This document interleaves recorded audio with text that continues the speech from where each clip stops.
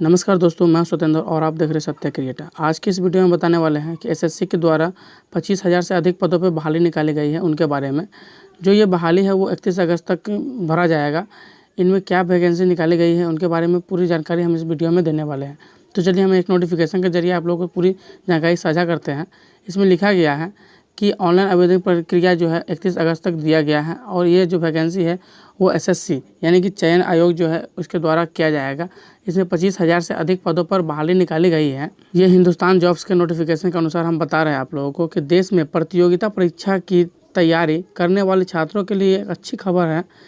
इस बार कर्मचारी चयन आयोग यानी कि एसएससी ने जीडी कांस्टेबल भर्ती का नोटिफिकेशन जारी कर दिया है। इस पर कुल कांस्टेबल जो है वो 25,271 पदों पर वैकेंसी निकाली गई है। इनमें पुरुष का जो भी संख्या रहेगा को कांस्टेबल का वो 22,424 है और महिलाओं के लिए जो सीट है वो 2,847 पद दिया गया है। आवेदन की जो अंतिम तिथि है वो 31 अगस्त यानी कि 31 अगस्त 2021 तक वो फॉर्म को जो है ना भर लेंगे। आवेदन की प्रक्रिया जो है शुरू हो चुका है।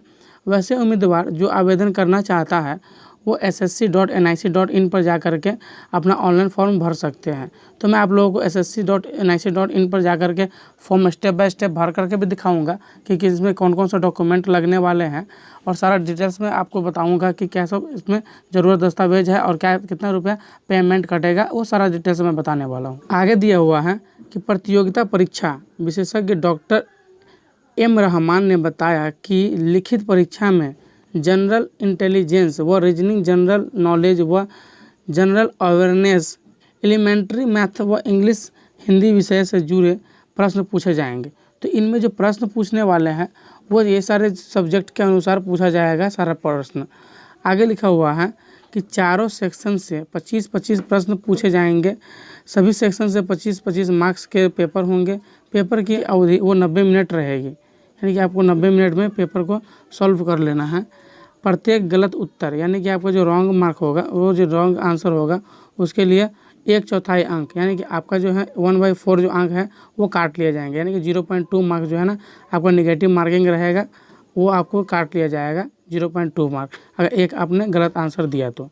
आगे लिखा हुआ है कि पुरुष उम्मीदवारों को 24 मिनट में 5 किलोमीटर की दौड़ लगानी होगी। इसके अलावा 6.5 मिनट में 1.6 किलोमीटर की भी दौड़ लगानी पड़ेगी। यानी कि पहला जो आपको लगाना पड़ेगा वो 24 मिनट में 5 किलोमीटर और उसके बाद 6 मिनट में आपको 1.6 किलोमीटर की दौड़ लगानी पड़ेगी। वहीं दिया हुआ है कि महिला कैंडिडेट अगर वो महिला उम्मीदवार है तो उनको 4 मिनट में 800 मीटर लगानी होगी। इसके अलावा 8 मिनट में उसको 1.6 किलोमीटर की दौड़ लगानी पड़ेगी। यहाँ पर महत्वपूर्ण तिथियाँ आपके सामने दिया हुआ है, आप इसको स्क्रीनशॉट भी ले सकते हैं।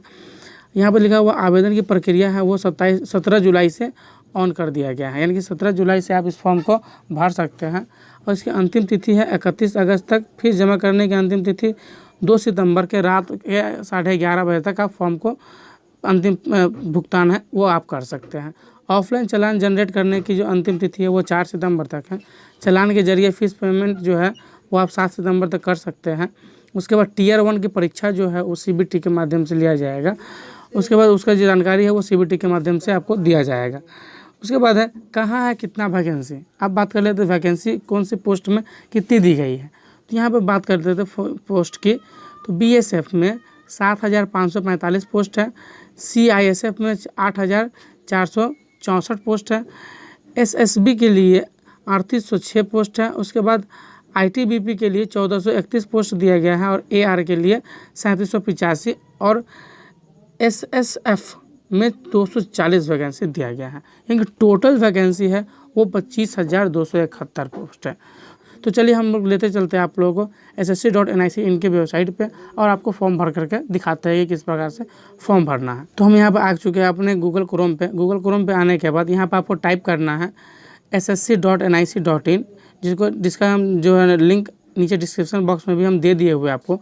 आप वहाँ से भी लिंक पर जा करके फॉर्म भर सकते हो। आप इस तरह से आपको लिंक आएगा, इस पर आप जैसे क्लिक करोगे तो यहाँ पर लिखा हुआ है, सबसे पहले आपको रजिस्ट्रेशन करना पड़ेगा। तो आप रजिस्ट्रेशन वाले बटन पे आपको यहाँ पे क्लिक करना है और रजिस्टर नाउ पे क्लिक करके आप अपना रजिस्ट्रेशन कर लेंगे एसएससी डिपार्टमेंट में। जब रजिस्ट्रेशन करोगे तो इसके द्वारा आपको पूछा जाएगा कि do you have Aadhaar card. अगर आपके पास आधार कार्ड है तो आप यहाँ पर यस करेंगे। उसके बाद आपका आधार नंबर डालना होगा। आधार नंबर डालने के बाद आपको री एंटर आधार नंबर यहाँ पर डालना होगा, जो कि वेरीफाई आधार नंबर के रूप में यहाँ पर पूछा जा रहा है। उसके बाद दिया हुआ नाम में यहाँ पर लिख देना है। उसके बाद वेरीफाई नेम, उसके बाद यहाँ पर अपना नाम लिख देंगे। उसके बाद लिखा हुआ have you change other name. अगर आपके पास दूसरा नेम है तो आप यहाँ पे यस कर दीजिएंगे। उसके बाद आपको दूसरा का नाम यहाँ पे डालना होगा। अगर आपके पास दूसरा नाम नहीं है तब उसको नो कर देंगे। उसके बाद आपका फादर्स का नेम डालना होगा, जो कि आपका फादर्स का नेम है वो आप यहाँ पर डाल देंगे। उसके बाद फादर्स का नाम फिर से डालना है। उसके बाद मदर्स नेम डालना है। ये जो जानकारी आपको फिल करना है वो आपके 10th के मार्क्स के हिसाब से फिल करना है। तो यहाँ पर अपना मदर्स के नाम डाल देंगे। यहाँ पर वेरीफाई मदर्स नेम। उसके बाद डेट ऑफ बर्थ यहाँ पर डाल दीजिएगा। डेट ऑफ बर्थ डालने के बाद वेरीफाई करना है अपना डेट ऑफ बर्थ। उसके बाद आपका एजुकेशन का जो बोर्ड है बिहार स्कूल एग्जामिनेशन बोर्ड। चलिए, उसके बाद आपका 10th का जो भी एजुकेशन बोर्ड होगा वो आप यहाँ पर डालने के बाद आपको नीचे सेलेक्ट करना होगा। अब यहाँ पे आपको रोल नंबर डालना है कि आपका जो क्लास 10th का जो रोल नंबर था, आपका बोर्ड का रोल नंबर, वो आपको यहाँ पे डाल देना है। डालने के बाद आपको वेरीफाई करना है रोल नंबर को, यानी कि वेरीफाई मैंने इस बॉक्स में भी आपको रोल नंबर को डालना है। ईयर ऑफ पासिंग, आपने कब पास किया था वो आप अपना डाल देंगे कि आपने जो 10th क्लास जो है आपने कब पास किया। उसके बाद वेरीफाई ईयर ऑफ पासिंग, यानी कि आपको दोबारा फिर से यहाँ पर डालना है। उसके बाद जेंडर सेलेक्ट करना है, आप मेल हो, फीमेल हो या फिर ट्रांसजेंडर हो, जो भी जेंडर होंगे वहाँ पे यहाँ पे सिलेक्ट कर लेना है। चलिए आप यहाँ सिलेक्ट कर लेते हैं। उसके बाद लेवल ऑफ एजुकेशनल क्वालिफिकेशन, आपने हाईएस्ट एजुकेशन कहाँ तक प्राप्त किया है वो आप यहाँ पे डाल लोगे। अब जब 10+2 किए हो तो 10+2 डाल दीजिएगा। आप हायर एजुकेशन में अगर मान लीजिए ग्रेजुएशन पास किए हैं तो अब यहाँ पर ग्रेजुएशन डाल दीजिए। या पोस्ट ग्रेजुएशन है तो पोस्ट ग्रेजुएशन, अब या फिर मैट्रिकुलेशन है तो आपने यहाँ पर 10th जो है मैट्रिकुलेशन इस पर सिलेक्ट कर सकते हो। इस तरह से आप सेलेक्ट करने के बाद आगे आपको भरना है मोबाइल नंबर। मोबाइल नंबर डालने के बाद फिर से मोबाइल नंबर आपको यहाँ पर डालना है। उसके बाद ईमेल आईडी, उसके बाद वेरीफाई ईमेल आईडी डालेंगे। उसको आप अपना स्टेट यहाँ पर सिलेक्ट कर लेंगे। स्टेट सेलेक्ट करने के बाद सेव वाले बटन पर आपको क्लिक कर देना है। जब आप सेव वाले बटन पर क्लिक करते हैं तो आपको इस तरह का फॉर्म दिखाई देगा, जो यहाँ पर लिखा हुआ है कि please confirm your mobile number and email ID before submitting the form. Different OTPs will be not be sent on your mobile number and email before final submission. तो आपको यहाँ पे ध्यान रखना है कि मोबाइल नंबर जो आपने दिया है यहाँ पे और ईमेल आईडी दिया है उसको एक बार ध्यानपूर्वक देख लेंगे कि आपने सही दिया है। उसके बाद ही आपको कन्फर्म वाले बटन पे क्लिक करना है दोनों पे, क्योंकि OTP जाता है। यहाँ पर हमारा दे रहा है पहले से डेटा मैच कर रहा है। Registration containing same details of name and matriculation related data already exist, यानी कि हमने पहले से रजिस्ट्रेशन कर चुका है। तो आपको लॉगिन वाले बटन पर क्लिक कर देना है। जब लॉगिन पर क्लिक करेंगे तो आपका जो लॉगिन हो जाएगा और आपको यहाँ पे यूज़र आईडी पासवर्ड जो है ना आपके ईमेल और मोबाइल पे दोनों पे भेज दिया जाएगा। अब अपने यूज़र आईडी पासवर्ड के साथ लॉगिन कर लेंगे। अब हम अपने यहाँ पे यूज़र नेम और पासवर्ड डाल लिए हैं। लॉगिन करने के लिए लॉगिन वाले बटन पे क्लिक कर देना है। जैसे आप लॉगिन वाले बटन पे क्लिक करेंगे तो आपको यहाँ पे इस तरह के फॉर्म्स देखने को मिलेगा।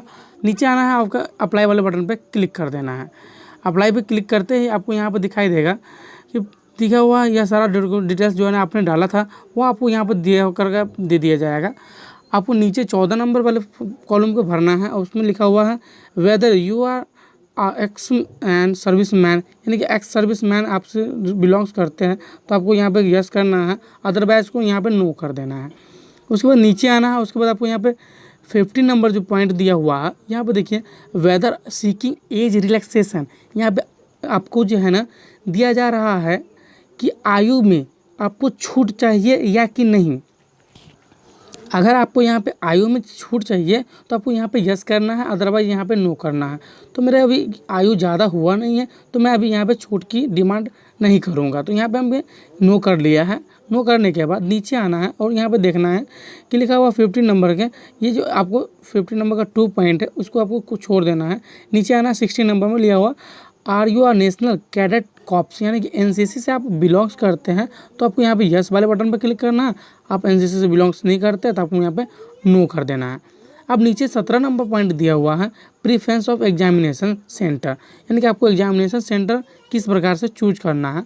तो आप अपना नियरेस्ट वाला जो है ना वो एग्जामिनेशन सेंटर यहाँ पे सिलेक्ट कर लेंगे।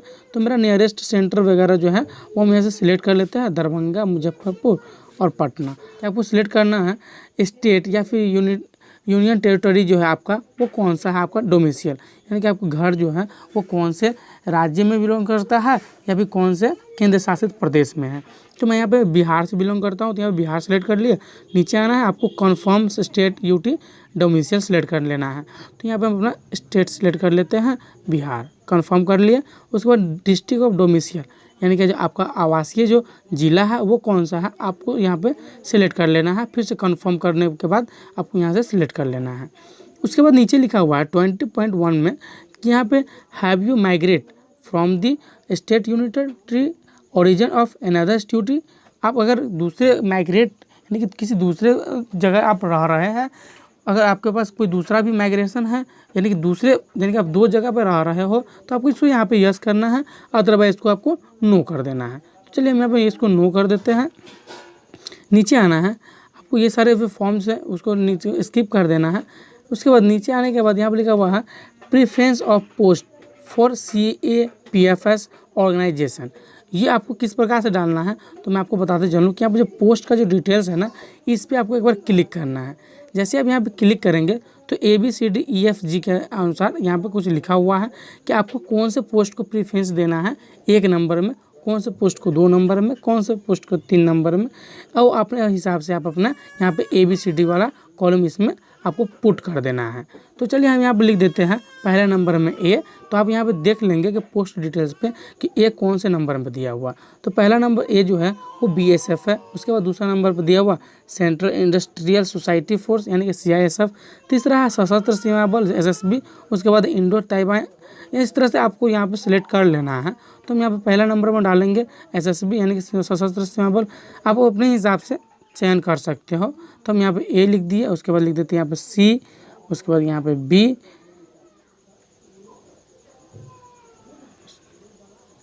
सॉरी यहाँ पे B लिखना था, उसके बाद यहाँ पे D, उसके बाद E, उसके बाद F, C। ये देखिए C इसमें नहीं आ रहा है क्योंकि यहाँ पे हम पोस्ट डिटेल्स पर क्लिक करते हैं तो इसमें C कहीं पे दिया नहीं है। तो चलिए हम इस C को स्किप कर देंगे। F और H लिखा हुआ है तो अब यहाँ पे लिख सकते हैं F है, उसके बाद यहाँ पे H है। अब यहाँ पे नीचे आपको कंफर्म करना है, फिर से वेरीफाई करना है। जो आपने सेम ऊपर लिखा है ABDEFH, ये आपको नीचे भी लिख देना है। नीचे आने के बाद लिखा हुआ हाईएस्ट एजुकेशनल क्वालिफिकेशन। आपका जो हाईएस्ट एजुकेशन क्वालिफिकेशन है वो आपका कौन सा है, आप अपना जो हाईएस्ट क्वालिफिकेशन वो आपको यहाँ पे सिलेक्ट कर लेना है। तो मेरा इंटरमीडिएट है, हम यहाँ पे इंटरमीडिएट सेलेक्ट कर लेते हैं या फिर इंटरमीडिएट इक्विवेलेंट। चलिए तो यहाँ पर हम ले लेते हैं उसको details of qualification educational qualification. यहाँ पर आपको 10th स्टैंडर्ड ले लेना है या फिर इक्विवेलेंट 10th स्टैंडर्ड, दोनों में से कोई भी ले सकते हैं, दोनों बात ही बराबर होता है। यानी कि 10th पास है, 10th स्टैंडर्ड में हो आप या फिर 10th स्टैंडर्ड में या उसके समकक्ष कोई आपका 10th का ही मार्कशीट मिलने वाला है, यानी कि मार्कशीट से जैसा मिलता जुलता है, तो आप यहाँ पे सिलेक्ट कर लेना है 10th स्टैंडर्ड।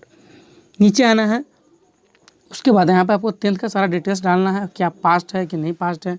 पास्ट है तो कब आपने पास किया, आपका रोल नंबर क्या है, उसके बाद परसेंटेज नंबर कितना आया था वो आपको यहाँ पे डाल देना है। हम अपने परसेंटेज नंबर डाल देते हैं। उसके बाद आपका CGPA में नंबर, तो CGPA में आप अपना नंबर डाल सकते हो। उसके बाद 26 नंबर पॉइंट दिया हुआ है, do you want to make your personal information available for accessing job opportunity. यानी कि आप जो है SSC के साथ जुड़ना चाहते हैं, यानी कि इसके नोटिफिकेशन को आगे प्राप्त करना चाहते हैं, तो आप इसको यस कर लीजिए। तो हम इसको यहाँ पे यस कर लेते हैं, इससे जुड़ी हुई जानकारी जो भी होगी वो मुझे मिलता रहे। चलिए उसके बाद नीचे आना है, आपको यहाँ पे फ़ोटोग्राफ्स अपलोड करना है। फ़ोटोग्राफ जो है आपका साइज़ होना चाहिए 20 से 50 KB के भीतर, और आपका यहाँ पे सिग्नेचर का साइज़ होना चाहिए 10 से 20 KB के भीतर।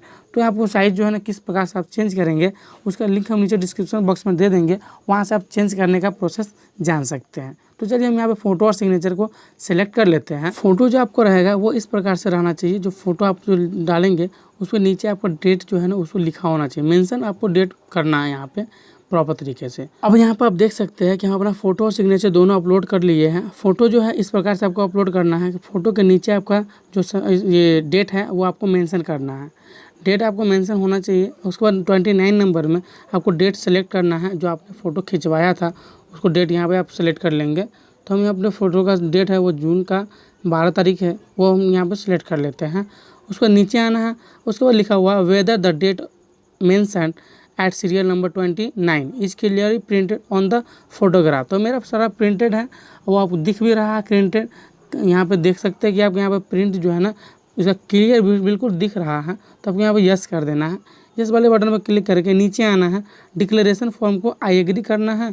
उसके बाद आप यहाँ पर कैप्चा कोड डाल देना है। जैसे आप प्रीव्यू वाले बटन पर क्लिक करेंगे तो आपको यहाँ पे एक पेज मिलकर जाएगा, जो आपने सारा डिटेल्स डाला था उनकी पूरी जानकारी आपको देखने को लिए मिल जाएगा। प्रीव्यू वाले बटन पर जैसे क्लिक किए थे तो सारा प्रीव्यू हमारे को देखने को मिल चुका है कि हमने जो फॉर्म भरा था उसका पूरा डिटेल्स यहाँ पे देख लीजिए एक बार।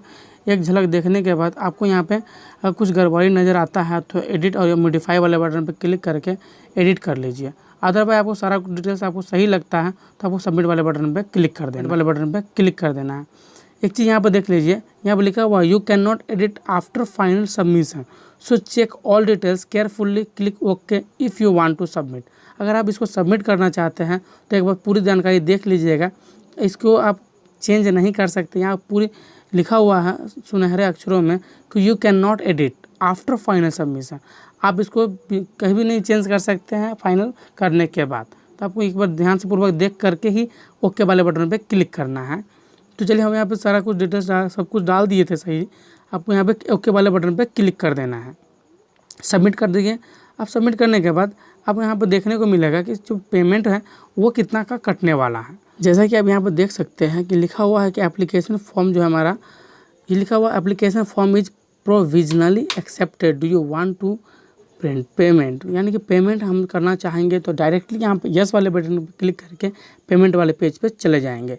अगर आपको यहाँ पे पेमेंट ना करना है अभी तो यहाँ पे प्रिंट करके आप रख सकते हैं इस पेज को। तो चलिए अपने पेमेंट वाले पेज पर सीधे लेते चलते हैं आपको कि पेमेंट आपको किस प्रकार से करना है। तो हम यस वाले बटन पर क्लिक करेंगे। उसके बाद आपको यहाँ पे पेमेंट वाले पोर्टल पर ले जाया जाएगा, जहाँ से आपको पेमेंट का सारा ब्यौरा दिखा जाएगा कि किस प्रकार से आपको पेमेंट करना है। अब यहाँ पर देख सकते हैं कि जो पेमेंट है वो हमारा खुल चुका है। पेमेंट का पेज यहाँ पर लिखा हुआ है फी पेमेंट ऑनलाइन मोड या ऑफलाइन मोड, दोनों में से कोई भी मोड पे करेंगे आपका चार्ज कटने वाला है 100 रुपया। तो चलिए आपने ऑनलाइन पेमेंट सेलेक्ट किए, उसको सबमिट वाले बटन पे क्लिक कर देंगे। उसके बाद आपको यहाँ पे पेमेंट कर लेना है, 100 रुपये का पेमेंट लगेगा। पेमेंट करने के बाद जो आपका फॉर्म होगा वो सबमिट हो जाएगा। उसके बाद अपना प्रिंट आउट निकाल लेंगे।